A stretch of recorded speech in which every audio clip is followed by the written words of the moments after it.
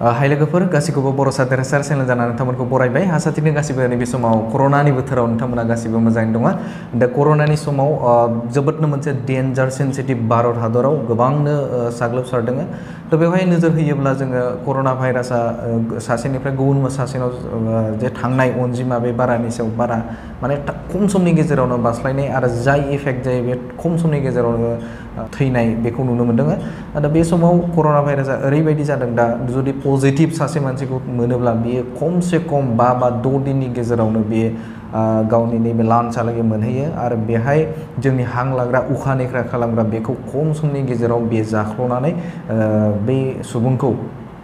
फोथैनायखौ नुनो मोनदों दा बेवहाय जोङो नायोब्ला कर'ना पजिटिभ जाय पजिटिभ मोनदों बेहा जुदि इमिउनिटिया जुदि खमब्ला जाय माने शक्ति देहाखौ प्रटेक्ट खालामग्रा इमिउनिटिया जुदि खमब्ला बे खम समनि गेजेराव 5 बा 6 दिननि गेजेरावनो बे लान्सआव बे इफेक्ट जाहैयो थ' बेवहाय जोङो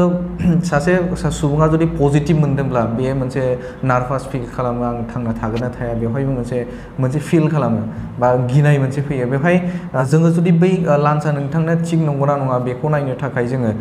आङो हस्पिटालाव थांनांगोन दा सिटि स्केन खालामनांगोन अब्लासो नोंनि नैबे बिखा बा लान्सआ थिग नंगौना नङा बेखौ जों आनजाद नायनो हायो नाथाय मोनसे गोरलै राहा जायदुस हस्पिटाल दा फेमास इन्डियानि फेमास मोनसे हस्पिटाल बा मुंदांखा मोनसे हस्पिटाल आहमेदाबादाव थानाय नैबे जायदुस हस्पिटाला मोनसे साननैसो सिगां मोनसे भिडिअ शेयार खालामदों आरो बे भिडिअनि गेजेरजों नोंथाङा न'आव थानानैनो बे आनजादखौ थामहिनबा नोंथांनि लान्सआ थिग नंगौना नङा बेखौ नायनो हायो दा बिथांमोना बे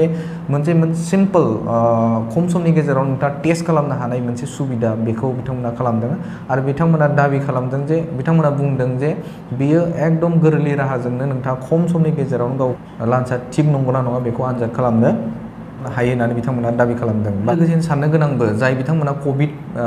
पेसेन्ट थामहिनबा पजिटिभ मोनदों आरो बेनि अनगायैबो नोंथाङा जुदि कभिड जानायनि मोनसे चान्स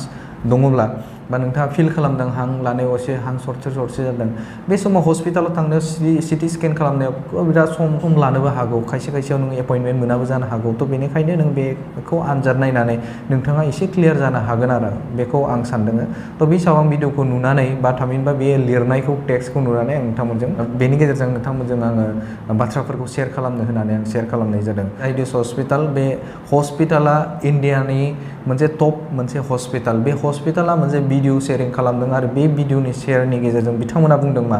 0निफ्राय 10 सिम बिथांमोना अनजिमा होदों जाय अनजिमायाव नोंथाङा मोनथाम बिथिंनि मोनसेया जाहैबाय नर्मेल लान्स मोनसेया जाहैबाय स्ट्रं लान्स मोनसेया जाहैबाय सुपार लान्स थ' बेवहाय माबे बिथिङाव बे माखौ बुंनाय जायो बेखौ आं नोंथांमोननो एसे शेयार खालामगोन जानांगोन नोंथाङा हांखौ हमथानानै नोंथाङा बेसे गोबाव थानो हायो अब्ला बै भिडिअनि काटाया बे जेब्ला आं नोंथांमोननो लिंकखौ होगोन बे लिंकआ जेब्लासिम माने खारबाय थागोन टिक टिक खारगोन माने 0निफ्राय 10 सिम बे खारगोन अब्ला 0निफ्राय 2 सिम जुदि नोङो हांखौ हमथाना जुदि लानो हायोब्ला बेखौ जोङो नर्मेल बा बिथांमोना नर्मेल लान्स होननानै बेखौ बुंदों बेनिफ्राय नोंथाङा हमथाबाय नों जागायनायनिफ्राय 0निफ्राय जागाय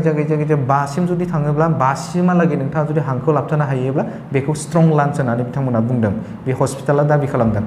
बेनिफ्राय नोंथाङा 0निफ्राय हमथानानै 10 सिम बा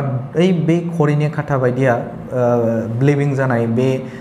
मोनसे टिक जाबाय थानाय जुदि 10 सिम मोनहैयोब्ला बेहालागै नोंथाङा जुदि हांखौ लाबथानो जुदि हायोब्ला नोंथांनि सुपार लान्स होननानै बिथांमोना बुंदों थ' बे रोखोमै नोंथाङा न'आव थानानै बे आनजादखौ नायनो हायो नाथाय बाथ्राया बेसेबां सैथो बेखौ बुंनो हाला नाथाय फेमास मोनसे हस्पिटाला बुंनाय थामहिनबा बिथांमोना भिडिअ शेयार खालामनाय बायदिब्ला गमामायैनो बे नंगौ जानांगौ नाथाय आं बेखौ नोंथांमोननि साननायनि गेजेराव आं नागारबाय आं बेखौ सियर बुङा बेदि जाथारगौ बा नंथारगौ बेखौ बुङा नाथाय बिथांमोन शेयार खालामनाय बाथ्राखौ नोंथांमोनजों आङो फिन शेयार खालामबावदो थ' लोगोफोर बे रोखोमै नोंथाङा नोंथांनि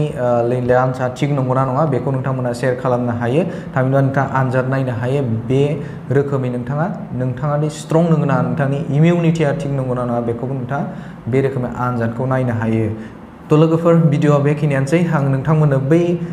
जाखिनि बेवहाय आं भिडिअ काटा खालामनो जायदुस हस्पिटाला शेयार खालामनाय बे भिडिअनि लिंकखौ आं डेसक्रिपसनाव होगोन आरो लोगोसेनो पस्टआवबो लिरनानै होगोन आङो फेसबुक पेजनि गेजेरजों बे पेजाव आं बेनि लिंकखौ होगोन आरो लोगोसेनो नोंथांमोना नैबे भिडिअ बा इउटिउब चेनेलनि डिसक्रिपसनाव होनाय बे लिंक बे लिंकआव थांनानैबो नोंथाङा नोंथांनि आनजादखौ नायनो हागोन। थ' नोंथांमोना जुदि आंनि भिडिअ खालामनायखौ जुदि मोजां मोनदोंब्ला नोंथांमोना शेयार खालाम। आरो बे समाव आं गासैबो खावलायगोन न'आवनो था, सेफै था, गोनांथिथार नङाब्ला गोनांथिथार आगजु नोंथाङा लायनो गोनां गैयाब्ला नोंथांमोना बाहेरायाव थांनाङा। बे समा जोबोदनो डेन्जार सम आरो बेवहाय जों क'पारेट खालामना गासिबो फाइट खालामनांगोन। थ' बेखायनो आं गासैखौबो आंनि भिउवार लोगो नोंथांमोनखौ न'आव थानानैनो गावनि बा गावखौ रैखाथि आरो होनो थाखाय खावलायबाय। आरो लोगोसेनो नोंथांजों लोगोसे न' सेरनि नोंथांमोननि न'खर गासैबो सेफआव थागोन आं बेखौ मिजिंथिदों। लोगोसेनो मास्कखौ गानथार, आखाइखौ बारे बारे सु, बाहेराव जुदि थाङोब्ला मास्कखौ डाबल लेयाराव गान, मोननै मास्क गान, बेखौ आं खावलायदों। आरो लोगोसेनो मोनसेखौ खावलायखानाय, गोनांथि गैयाब्ला बाहेरायाव थांनो नाङा। बे समाव जों गासैबो क'पारेट जाना फाइट खालामनांगोन। आरो बे समा रायजो राजाफोरखौ सांग्रांथि खालामनायनि सम। न'खरनि गामि खाथिनि सुबुंफोरखौ जुदि बुजियाब्ला बिथांमोनखौ मोजाङै बुजायना हो। कर'नाया माबायदि जानो थांगासिनो बेखौ मोजाङै बिथांमोनखौ बुजायनानै नोंथांमोना गासैबो सासे एक्टिभ बा सासे नोगोरारि महराव गावखौ सिनायथि हो। बेखिनिखौनो खावलायबाय आरो भिडिअखौ नोंथांमोना जेसे हायो शेयार खालाम। गोजोन्थों।